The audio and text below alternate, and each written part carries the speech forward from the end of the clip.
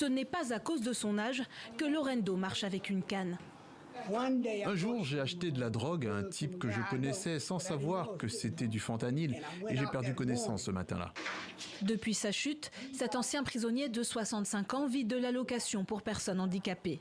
Consommateur d'héroïne depuis ses 18 ans, Lorendo est tombé dans l'enfer du fentanyl, un opiacé ultra puissant et terriblement addictif. S'il n'en consomme pas 3 fois par jour, les douleurs liées au manque sont telles qu'elles peuvent aller jusqu'à le faire vomir.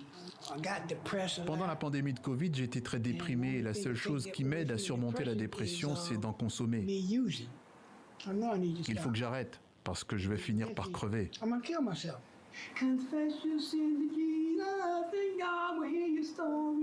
En attendant une aide du ciel, Lorendo peut compter sur le soutien d'associations locales. À Anacostia, l'un des quartiers les plus pauvres de la capitale américaine, les trafiquants mélangent la poudre de fentanyl aux autres drogues comme la cocaïne ou l'héroïne. Fabriqué en laboratoire pour une somme modique, le business est juteux et consommer ici s'apparente à jouer à la roulette russe.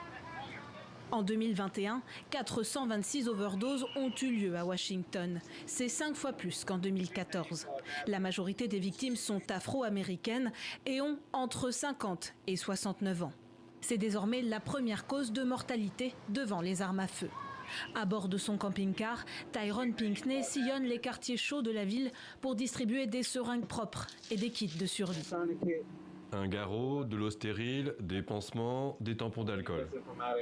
Face au ravage du fentanyl, la mairie de Washington a mis en place des programmes de soins similaires gratuits. Depuis le début de l'année, 5000 personnes en bénéficient. C'est 2 fois plus que sur l'ensemble de l'année dernière.